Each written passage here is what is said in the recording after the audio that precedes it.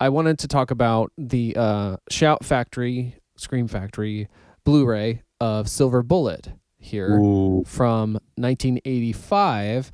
That I had somehow, so growing up, I loved werewolf stuff. And actually, this being episode 80 of our, episode 81. 81, that I wanted to mention something about. In my list for 2019, I'm going to have just a handful, like 3, I think, honorable mentions that are things not from this year. But one of my favorite things of those 3 was werewolf films from the year 1981. Oh wow! Yeah, I'm not sure what. Oh, and I do know what made me think of it. I don't have it with me, but Arrow Films in Britain, or Arrow Home Video rather, released this gorgeous. It's almost a box. It's like a box set in size, but it's only 1 disc of American Werewolf in London. Oh, it's fantastic, and that has so much stuff. I wish I could review that all of a sudden, but it was that. It was that coming out that made me remember. It's like, oh, I've seen that tons. I love that movie, and it scared the shit out of me when I saw it in like 7th grade. Wow. But it made me realize, like, or maybe it was I can't quite remember like what it was that led me down this rabbit hole to like, I never saw The Howling, and The Howling came out in 1981 also, as did a movie called Wolfen, and I think actually, so I don't think it was the year, but it was another movie that I was curious about, Neil Jordan's The Company of Wolves. So when we were on fall break, I think I watched all 3 of those actually. Two. So there's 3 werewolf movies in 1981. There was The Howling, there was American Werewolf in London, and there was Wolfen, which is not as well remembered, and not as specifically a werewolf movie. Like, you never see a werewolf in that movie. That's a very cool movie. But anyway, getting back to Silver Bullet, I happened to, in 2019, that I came across Cycle of the Werewolf in my Stephen King chronology, reading through his work, and I got a paperback. I don't have that with me, but I really enjoyed it. That I watched the movie, which I watched. I liked it so much, and I was like, I would have loved this as a kid. Yeah. Like, I think the reason. Isn't it like PG or is it rated R? No, it's R. But it just, I don't know, like the box art or something. It's funny because, so one of the reasons I think this Shout Factory is so nice is they, like, if you look at the cover here, there's all throughout, you can see these images of like the different sort of stages of transformation. You see the Silver Bullet wheelchair bike. You see the scene of like the car chasing the kid, the Peacemaker bat dripping with blood, the smiley face, which I'm sure is a nod to the Howling kite dripping with blood. And one of the things I love about Shout Factory is that they do like reverse like 2-side sleeves. And so I like to, like, I have the slip sleeve that has the new art, but I like to do the original, like when I pull it out. Sure. So you can see here, looking at this poster, like, it's not very compelling. Like, it's just, I mean, for people who, we have had conversations about box art and how it has stuck, like, is ingrained in our head from looking in video stores. And you're right. Like, that is, I would pass over that every time. And I did. I think the only difference for me that I was seeing, like, as a kid, is that there was probably shadowy, like, chubby Gary Busey and Corey Haim. And for me, Gary Busey was like, he was Buddy Holly to me, like that. So yeah. I didn't want that anyway. But not that it's bad to be like chubby for him, and he's fucking magic in this movie. But actually, if you read on Wikipedia, like, they cite some of the poor business that it did at the time, which I'm not sure how true that really is. It might just be relative to other Stephen King successes, but they said contributed like a bad poster.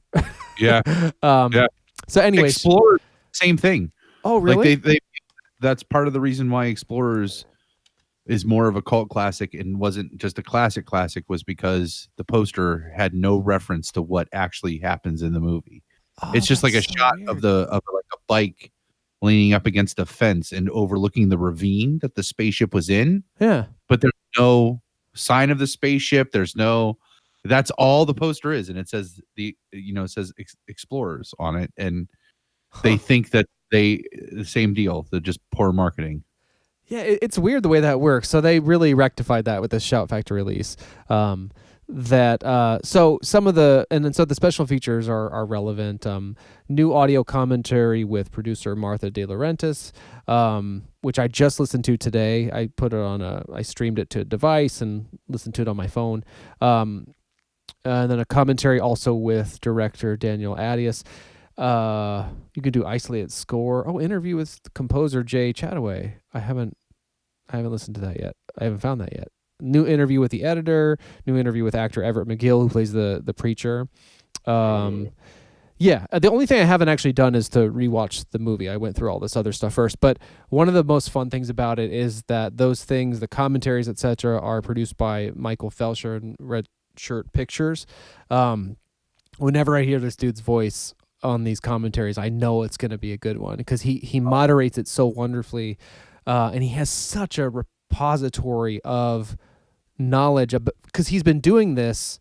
Like he was in the Monster Squad documentary on camera being interviewed because he did the special edition DVD at the time in like 2007 that helped kind of bring that movie back into allowed it to be seen. But anyway, so he has done so many of these genre cinema kind of re-releases that I'm noticing in this one, there's like copyright 2017 on some of them, and they're like all new commentary with so-and-so, but I think the director commentary might have been 2017, and this guy's just he's a national treasure to me. I hope he hears this. But so the commentary with Martha De Laurentiis, like she starts to talk about all of the Stephen, because she was married. She wasn't then. She produced this movie, but later became married to Dino De Laurentiis, and she talks about like how the studios got started in Wilmington with Firestarter, and then the next they did the Cat's Eye, and then they did this, and then Maximum Overdrive, and so they were working with Stephen King like crazy around this time. Yeah. And so this kind of dovetails into this other thing that came up around Silver Bullet, that you had mentioned that there's a book with the screenplay as well. Yeah. As the novelette, as they sometimes call it.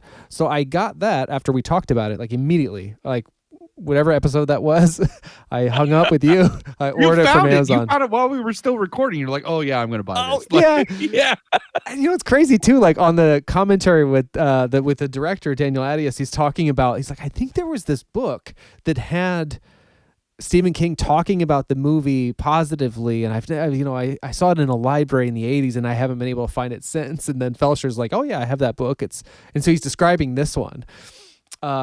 And what the director's talking about is like a 10-page introduction forward by Stephen King that kind of says how the whole thing came about, which started as like a suggestion at a horror con. I can't remember the guy that suggested to him, but the guy suggested it to him while he was drunk. He was drinking a lot at that time. Stephen King was, amongst other things. Yeah.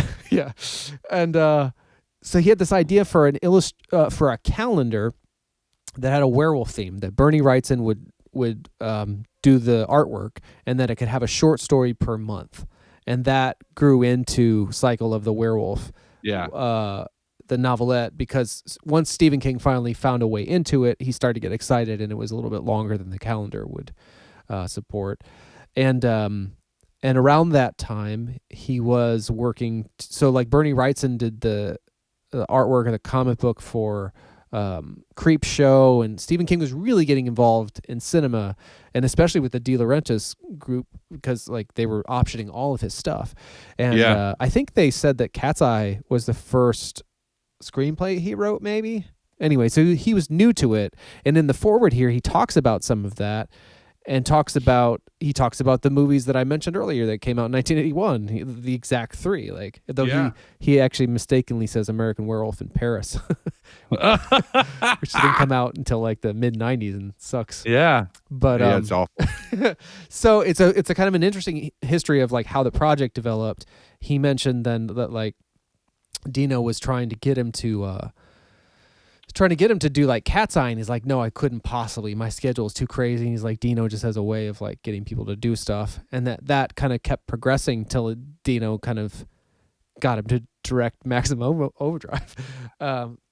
So he talks about a lot of that. It's really fun. He said that the way that the movie really took hold was he was watching, just flipping through TV, and saw To Kill a Mockingbird come on the screen, and he was really struck by the child narrator and this kind of nostalgic view looking back, and that's when he was like, oh, I know how to write the screenplay now. And so that's all in there. It was really, I'm reading the script now, which is fun because I've never read a Stephen King script before.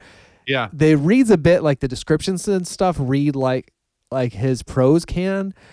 But there's also just like wild thing, like the first killing on the railroad tracks, where I think the guy gets like his head just like swiped off or something. Yeah. Excuse me. But in the screenplay, the werewolf, because he's the guy's drunk, drinking beer and stuff, the werewolf grabs his beer, chugs it, and like sings the song, because I guess he's like singing a like, I don't know, the commercial song for the "It's not bitter, it's not sweet, it's real frosty treat. Won't you try? Won't you buy my Rheingold beer?" He's like singing this to himself. So like the werewolf kills him, drinks his beer, and walks away like singing the song. They didn't film that, but anyway, it's been really fun for me to explore this Blu-ray and this book, and yeah, and the other sort of werewolf movies of the early 1980s. But if you have any interest in any of that, you should definitely pick up Shout Factory's Silver Bullet Blu-ray from Amazon or wherever it is you get these sort of things.